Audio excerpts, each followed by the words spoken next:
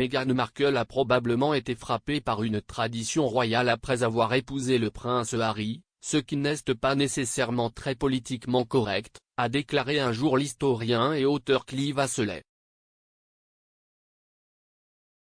La duchesse de Sussex, 40 ans, s'est entretenue avec la comédienne et animatrice de talk-show américaine Ellen DeGeneres la semaine dernière.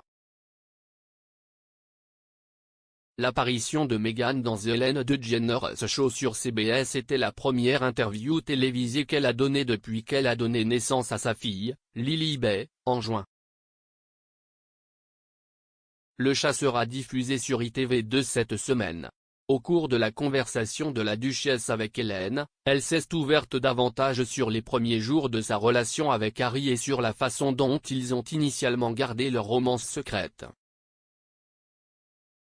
Les Sussex ont démissionné de leurs rôles royaux l'année dernière avant que la reine ne confirme en février de cette année qu'ils ne reviendraient pas en tant que membres actifs de la famille royale.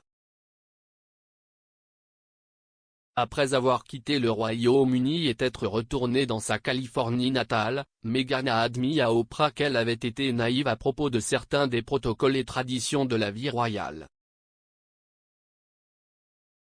Cela incluait qu'elle ne savait pas comment faire la révérence lors de sa première rencontre avec la grand-mère de Harry, la reine.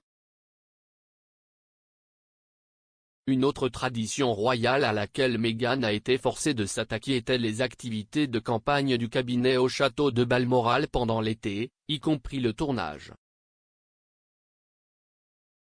Meghan a peut-être jugé le passe-temps royal pas politiquement correct, a déclaré l'ancien rédacteur en chef du magazine Country Life Clive Asselet dans une interview déterrée.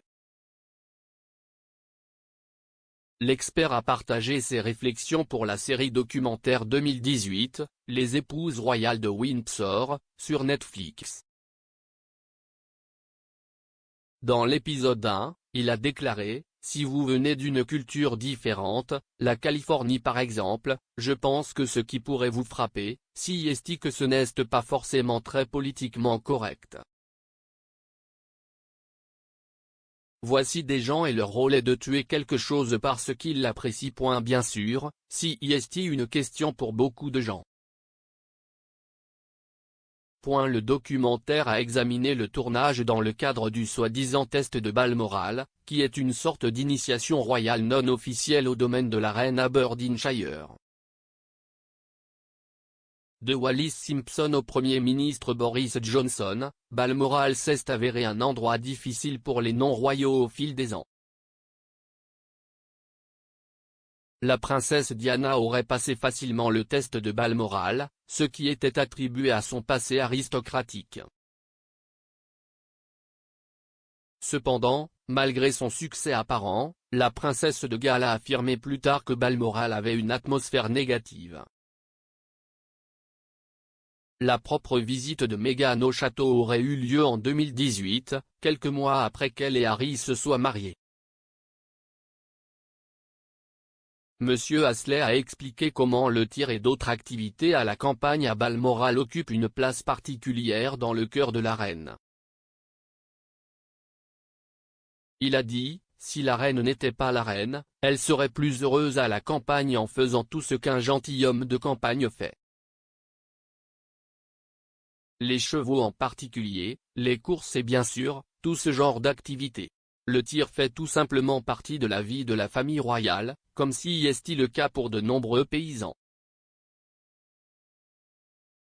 Le documentaire examine comment Kate, la duchesse de Cambridge et Sophie, la comtesse de Wessex, ont toutes deux appris à tirer lorsqu'elles se sont mariées dans la famille royale. On dit également que Harry est un bon tireur, mais qu'il aurait été absent du traditionnel tournage de Faisan du lendemain de Noël de la famille royale à Sandringham lorsque Meghan est venue séjourner au domaine pour Noël en 2018. La conversation de Meghan avec Ellen devrait être diffusée sur ITV2 le 24 novembre à 14 h.